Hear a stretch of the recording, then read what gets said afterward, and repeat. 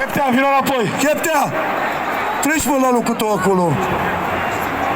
Ce aveți, mă? Minutul 20!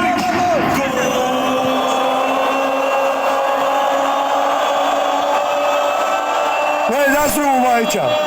John! E vorba de steag, să arupă! Marcel Baștrii! A marcat pentru echipa noastră! Jucătorul cu numărul 42! Papa!